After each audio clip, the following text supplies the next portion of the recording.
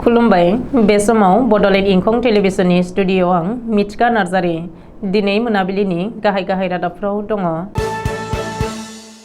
बिमानि फिन दान होनो थांनानै सानै बिदा फंबाया बुरलुंबुथुर दैमायाव गोमादों। काछाराव गोबांथार बिबांनि बेफ्रुग्रा बेसादजों लोगोसे सासे हमजादों। रायमनायाव सिखारिफोरा मासे मैदेरखौ गावथारनानै हाथाइखौ लांदों। हादर नाङै 11 कौटि 50 लाख पान कार्डफोरखौ दाननानै होबाय। उत्तराखंडनि सुरंगाव नांथानाय सा 30 सुबुङा गोथेनानै दङ, नाथाय सुरंगनिफ्राय दिहुननो हायाखै। एलिसा रामसियारिनि देहानि फाहामथायनि थाखाय गोबां रांनि आंखाल। सयदुवार जौमा फरायसालि दुलाराय बर' फरायसा आफादनि खौरांगिरि मेल। मसलपुर गुदि बर' थुनलाइ आफादा बर' थुनलाइ सानखौ खुंफुंनो साखा-फारा। दानिया फैदोनि आबुं रादाबाव।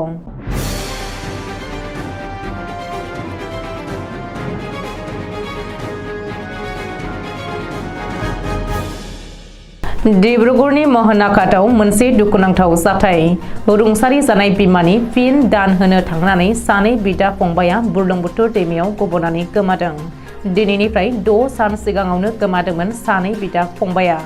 बबेखानि बुरलुंबुथुर दैमायाव बिमानि फिन दान होनो थांनानै गोमानाय सानै बिदा फंबायखौ दिगन्त काकति आरो अनन्त काकति होननानै मिथिनो हादों।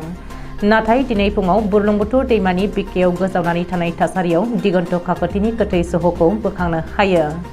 6 सान उनाव दिनै फुङाव बेरायनो थांनाय सानै सुबुङा बुरलुंबुथुर दैमानि बिखायाव गोजावनानै थानाय सासे सुबुंनि गोथै सह' नुहैयो आरो लोगो लोगो बेनि बागै पुलिसनो खौरां हरो।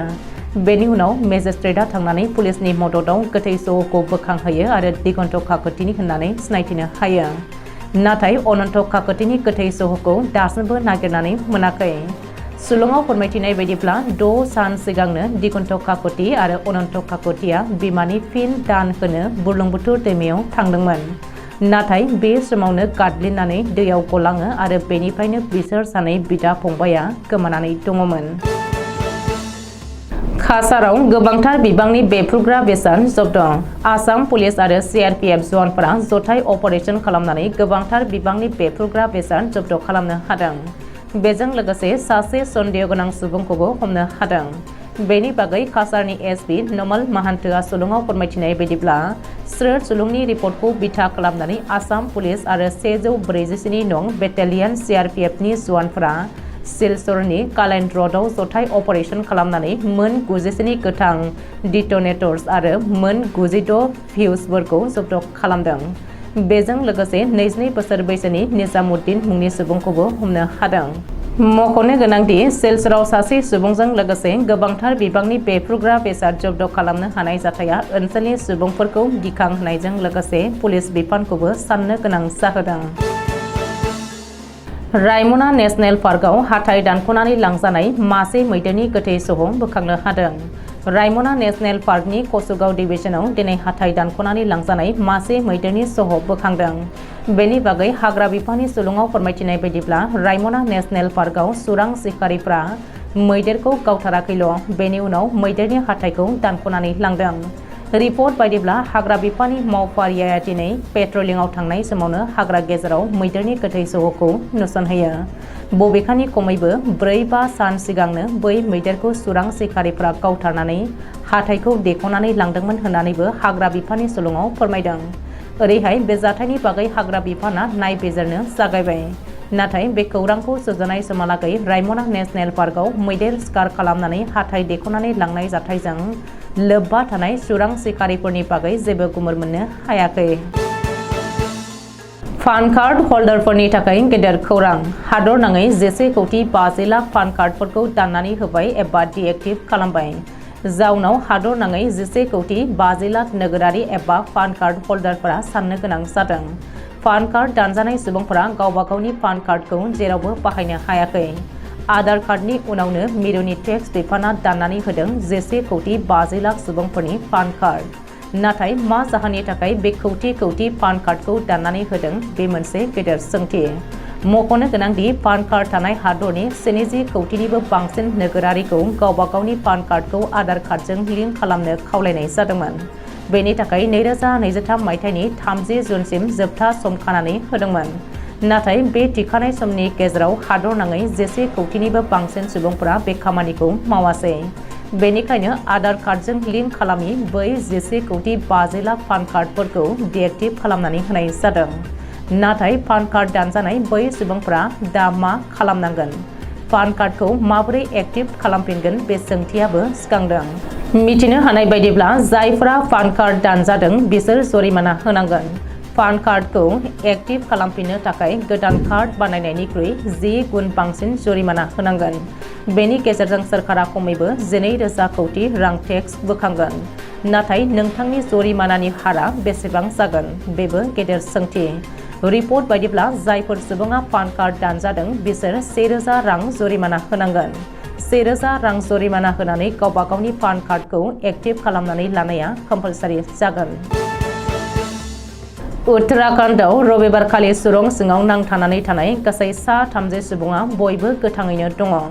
नाथाय सुरंनिफ्राय दिनै समबारखालिबो दिहुननो हायाखै।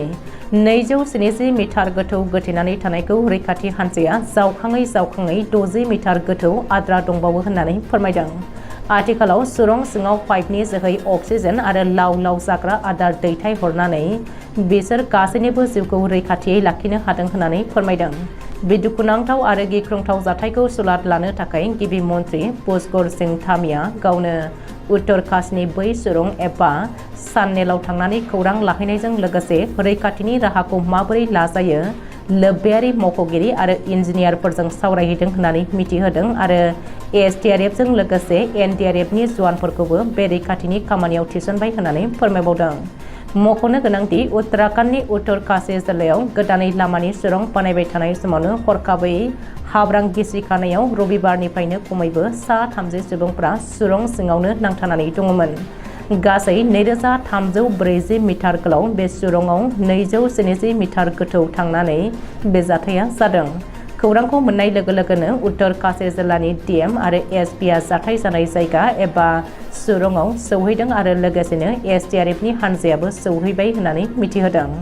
लोगोसेनो उत्तराखंड एसडीआरएफनि गाहाय बिबानगिरि एबा कामान्डार मणिकान्त मिश्रआ फोरमायथिनाय बायदिब्ला दासिमबो रैखाथिनि खामानिया सोलिगासिनो दङ आरो सम नांबावनो हागौ।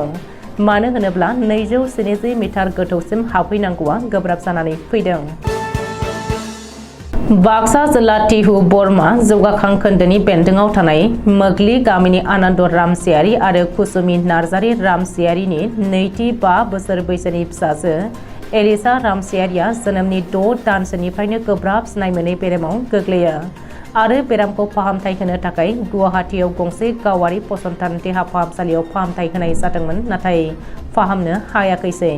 इयुनाव फाहामथाय होनो चेन्नाइनि एप'ल' देहा फाहामसालियाव फाहामथाय होगासिनो दं होननानै एलिसा रामसियारिनि बिमा बिफाया मिथिनो होयो। लोगोसे बिमा बिफाया फोरमायथिनाय बायदिब्ला एलिसा रामसियारिखौ अपारेशननि थाखाय डाक्टारा 30 लाखसो रांनि गोनांथि जागोन होननानै फोरमायदों होननानै फोरमायबावो। मख'जाथावदि नखराव हा-हु सम्पति फाननानै जाखिनि रां खरसा खालामनानै सिगांनिफ्रायनो फाहामथाय होदोंमोनब्लाबो नाथाय दिनैसिम एलिसाया मोजां फारसे फैयाखैसै।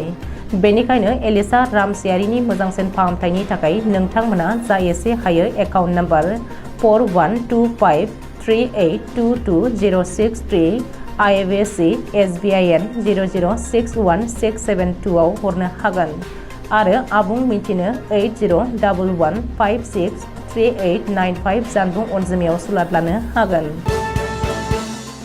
बिश्वनाथ जिल्लानि सिङाव थानाय गहपुर टाउननि साखाथियाव थानाय गहपुर बर' गोजौसिन फरायसालियाव समबारखालि सयदुवार जौमा फरायसालि दुलाराय बर' फरायसा आफादनि बानजायनायाव फैबाय थानाय 2024 मायथाइनि जानुवारि दाननि 30 आरो 31 अक्ट'आव रुपाथि मायथाइ खुंफुंनो थाखाय आगुनि सयदुवार जौमा फरायसालिनि बारग' फरायसाफोरखौ लानानै गुवारै सावरायज्लायदों।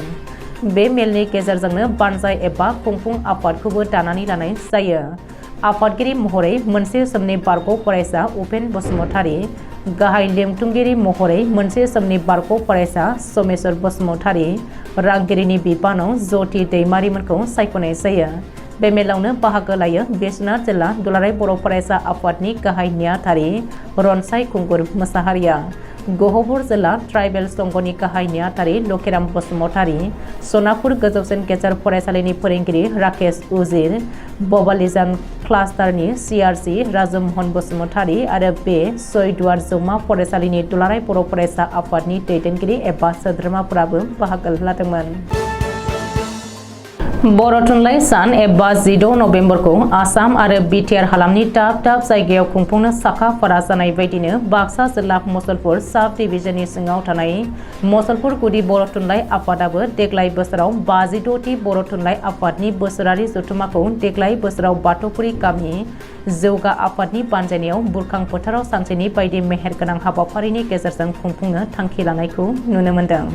रायदाव आफादनि नेहाथारि सानसुम बसुमतारिया फोरमायथिनाय बायदिब्ला खुंफुंजानो गोनां बे जथुम्मानि थाखाय लाहार-फाहार खालामनाया 90% जाफुंबाय होननानै फोरमायदों।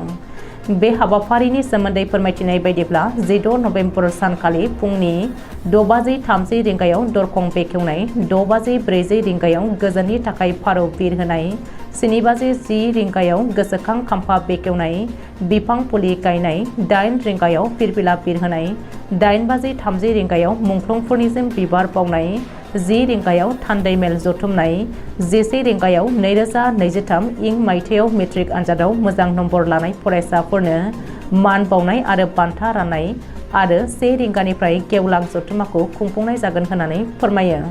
मख'जाथावदि देंखो मोनाबिलियाव आथिखालाव जाखांफुनाय मेथाइ रोजाबगिरि रनसाय बर', लबिता बर' आरो देंखोगिरि राजा बिग्राय ब्रह्मआ मेथाइ रोजाबफैगोन होननानै बानजाय आफादनि नेहाथारिया फोरमायदों। दिनै मोनाबिलिनि रादाबा एसेनोसै। गोजोन्थों।